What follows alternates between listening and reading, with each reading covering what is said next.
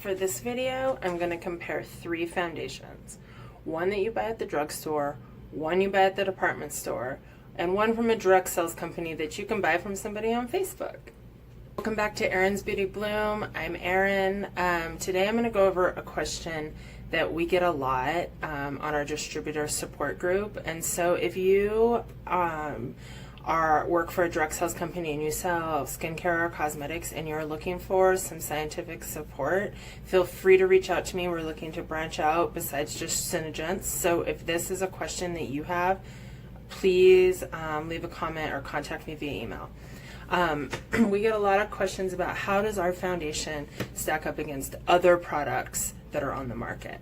And so there's a lot of ways you can look at this, but I started thinking about a couple things that maybe the discerning customer in 2019 is going to want. And I thought, okay, there's a few things that come to mind.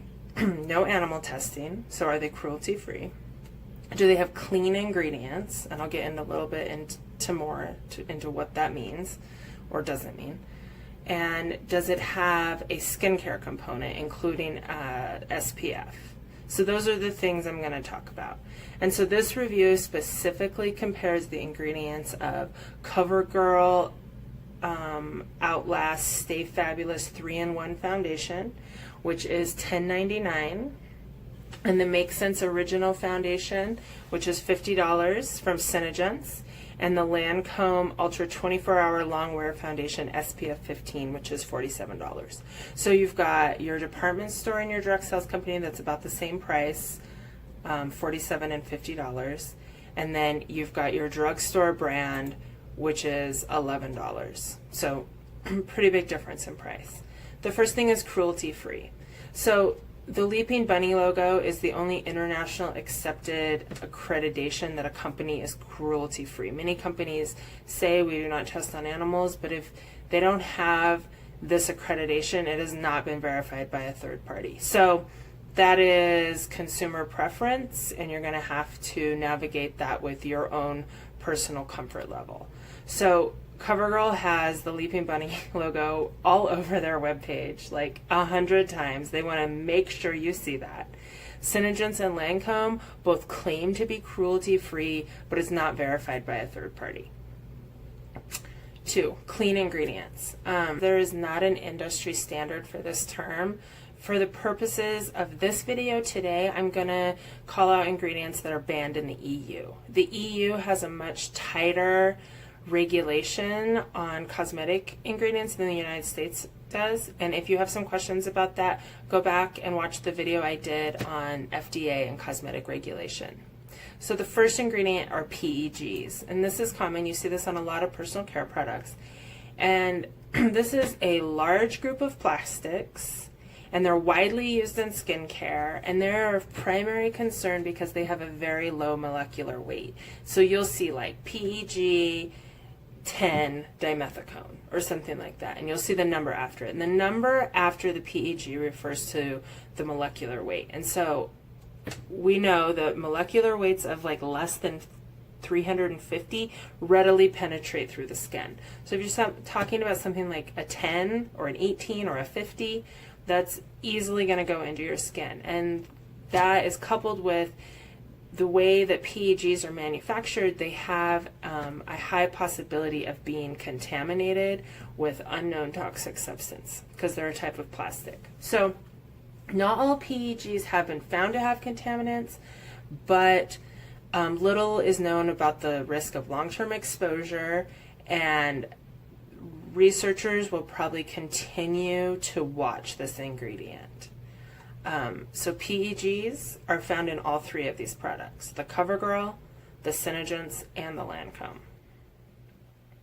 Talc is the second ingredient I want to talk about. Now, talc is used to absorb oil, and it provides a nice matte finish to your makeup, but talc is at risk for being naturally contaminated with asbestos. So that puts you, if you're exposed to asbestos, it puts you at higher risks for certain types of cancer or growths.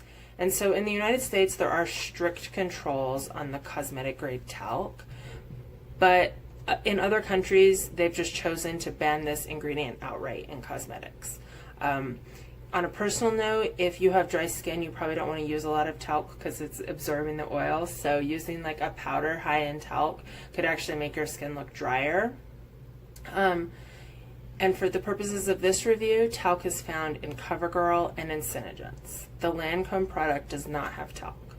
All right, and the next ingredient that I want to talk about is chemical sunscreens. So chemical sunscreens are widely used for their lightweight, non-greasy feel, and if you want to know if your sunscreen is a chemical sunscreen, just look at the active ingredients. If you can't pronounce it, that's a chemical sunscreen. However, research in the last couple of years has shown that these chemicals, when exposed to sunlight, break down and release more free radicals that can cause damage to the skin than skin does by itself if it doesn't have any sunscreen. So these are likely doing more harm than good. Most of these chemicals have also been shown to bioaccumulate in the environment, so they're found in the coral reef and in the bodies of fish and the urine of animals who are never actually putting these chemicals on their bodies.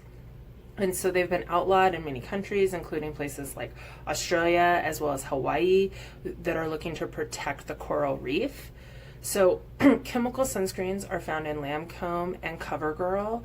And the flip side of this is both of these products are advertised with an SPF 15. The SENEGENCE does not have an SPF rating, and that might be important to some customers. However, with the risks of chemical sunscreens, it might be better to use a separate sunscreen that's not included in your foundation. The next ingredient that is of possible concern is BHT. This is a synthetic antioxidant or preservative that has been banned in the EU. It is only found in the Lancome product. And then dimethicones and alcones. These are silicone-based emollients that have been shown to improve skin barrier function. And so because of their ability to improve skin barrier function, they're used in eczema and contact dermatitis formulations. They're also widely used in hair conditioner. The problem with dimethicones is there's some evidence that they build up on your skin or your hair, creating kind of a synthetic barrier, since they are a type of plastic that prevents water and beneficial ingredients from penetrating. I think more information will be coming out about this product, or about this ingredient, since silicones and personal care products are getting a lot of attention right now. Dimethicone is found in all three foundation products. So it's found in SENEGENCE, CoverGirl, and Lancome. And then the third thing is skincare. So I think a lot of customers now want to know, is this foundation doing something for my skin, or is it just pigments? So SENEGENCE has the corner on this market. The Make Sense Original Foundation contains vitamin A and E, as well as botanical extracts, including algae, seaweed, and orchid extract. And these have been shown to provide beneficial benefits to the skin, including antioxidant effects, as well as increasing elasticity and providing moisture. So if you're looking for foundation that has a skincare component to it, SENEGENCE is the only one of these three that provides something besides just like a lotion-like substance with pigments in it. So I think the take-home brand is, whether you're buying it at the $50 price point or the $10 price point, it's not going to have a large effect on the clean ingredients. Overall, big companies in America are using ingredients that are available to them, and this includes a lot of things that are coming under question now. So I think be an informed consumer, understand what's on the cosmetic ingredients list, and share this information. If you want to find out more about the ingredients, leave a comment. I would love to answer any questions. Thanks for watching today. I will see everybody next time. Don't forget to like, share, and subscribe to my channel.